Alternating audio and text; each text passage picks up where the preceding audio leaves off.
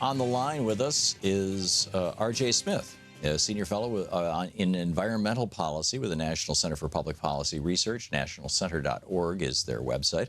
You can tweet them at National Center. It's a conservative think tank, as it were. And R.J. Smith, welcome to the program. Thank you, Tom. Good to be on. And you wrote a piece. The version I saw was over at the Daily Caller, talking about it's time to repeal the Antiquities Act of 1906. You're apparently very unhappy that President Obama designated a good chunk of Maine as a national park. Do I have that right? Yes, I am. Not only what President Obama has done, but what a whole string of recent presidents have done. All the way back to Teddy Roosevelt. Perhaps one might argue that in Teddy Roosevelt's time, this act served a purpose when the country was very thinly settled. Well, he's the guy who pushed it through, in the West, and he was a Republican. He's the guy who pushed it through. Precisely, because he thought then that there were no people out there that ancient Indian sites would be raided, which they certainly were. Fossil sites might be raided, petrified wood sites might be raided, and so on. But these days now, there are people everywhere. There are federal agents on the land everywhere. There are planes, there are satellites. I mean, things like that can be detected. And I don't think that this legislation is necessary anymore. So is the way it's being used? I see two fundamental, or a couple of fundamental rationalizations for we the people collectively, that is to say our government, for we the people setting particularly wildlands aside in preserve. One of those is that those wild lands are part of the biological system of the biosphere of this planet that keeps us alive, that maintains species diversity and life diversity and all those kind of things. In other words, there's a biological argument to be made for preserving wildlands, and the other is the recreational argument. The other is the recreational argument that we the people, if we want to go to Yellowstone National Park, we shouldn't have to pay the Koch brothers dues to get in. I mean, it's just. How can you rationalize turning all these public lands over to basically billionaires and transnational corporations, which is, as you well know, what would happen if they were privatized? I don't think so at all. I think we've had a long history in America of the various conservation organizations, the National Audubon Society, when the government was paying people to kill birds of prey and so on, when the government didn't care about the plume birds and so on. It was groups like the National Audubon Society that stepped in and started acquiring these lands to preserve the last egrets and their plumes, to find all these areas where there were vast colonies of herons and egrets nesting throughout the southeastern United States, and set them aside as private National Audubon Society sanctuaries. And Audubon Society is still running sanctuaries like that around the country. So we're back to your argument that if billionaires and wealthy people fund a nonprofit, that nonprofit should hold the land. I'm still trying to figure out why you're opposed to we the people holding that land for the exact same purpose. We the people is not I the president. We the people is the United States Congress. We the people elected him as... They're the ones who have the authority to designate areas, to create areas as national parks and national wilderness areas.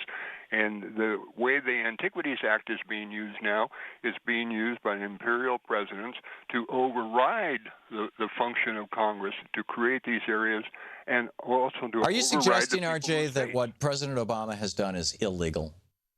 No, it's legal. Okay, if it's perfectly legal, then why are you calling it imperial president? Why this kind of BS language?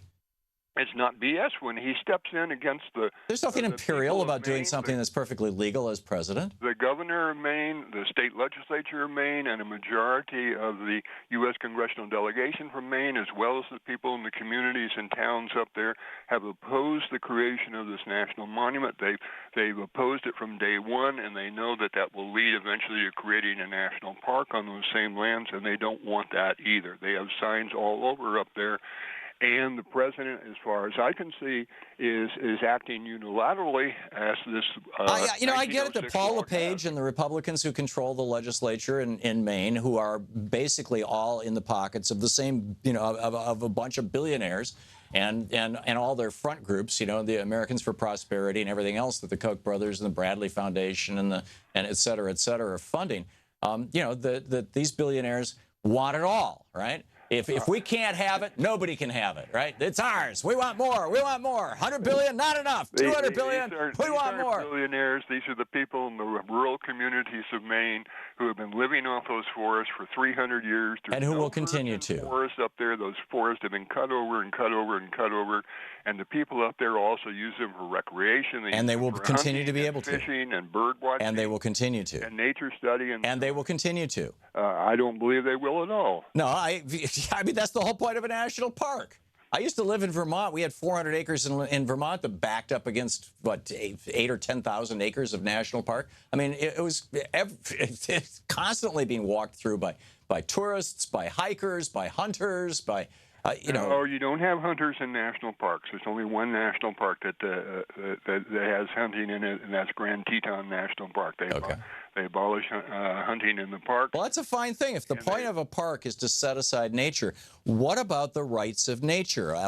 What you're saying, what I hear you saying, R.J. Smith, is that the rights of nature are only of consequence if some rich person runs money through a charity to protect the rights of nature. I don't know how. Is that not something that we, the people, that our government, that our president, operating under the law, should be doing, should be protecting nature? I think our president should be protecting the rights of the people. I think that's so you don't give a rat's ass about nature. On, and not to go out and acquire land. I think this can be done by the private sector. It always has been done by the private sector, and I think no, it's always been done by our government.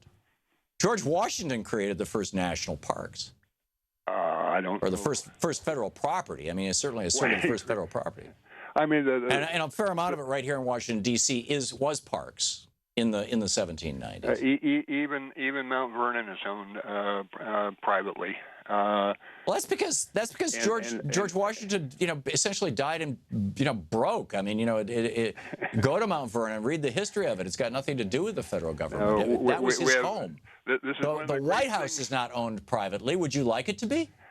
Would what be? The White House.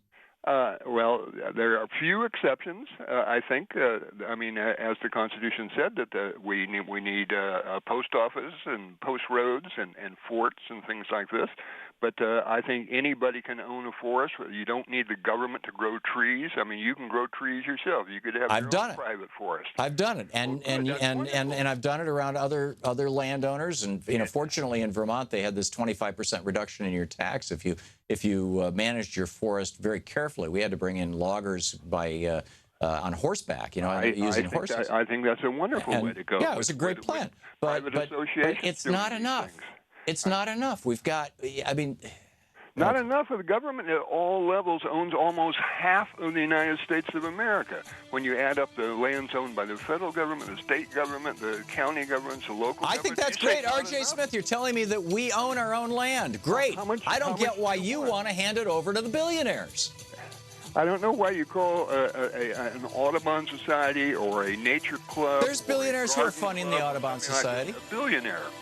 Okay, all right. I think we're starting to talk in circles. Hang on just a second, R.J. This is the Thom Hartmann Program. R.J. Smith, Senior Fellow in Environmental Policy. You can read his piece over at Daily Caller. Nationalcenter.org is the website. You can tweet him at National Center. Thanks, R.J. Thank you. Good talking with you.